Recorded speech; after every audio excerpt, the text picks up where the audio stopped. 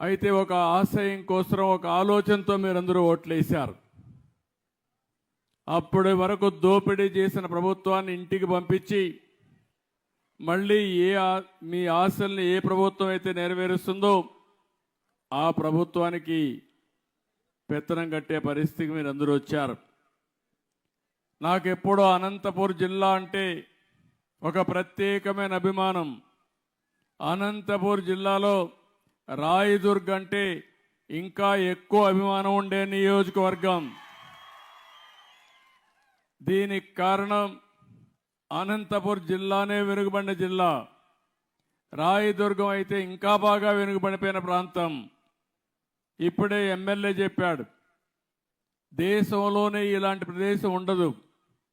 ఒక స్థాయిలో అయితే నేను ముఖ్యమంత్రి 14లో ఈ యొక్క రాయదుర్గ ప్రాంతంలో ఎడారిగా మారిపోతుందంటే ఎడారిగా మారిపోకుండా ఉండడానికి ఏం చేయాలనో అలాంటి కార్యక్రమాలు చేపట్టాను.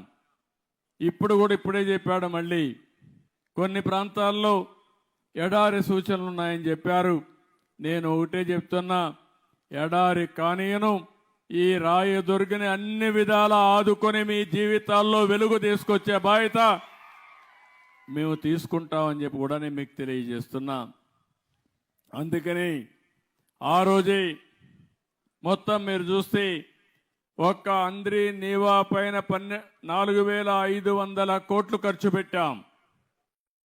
రాయలసీమలో 12,500 కోట్ల రూపాయలు ఒక్క ఇరిగేషన్ కోసం ఖర్చు పెట్టాం.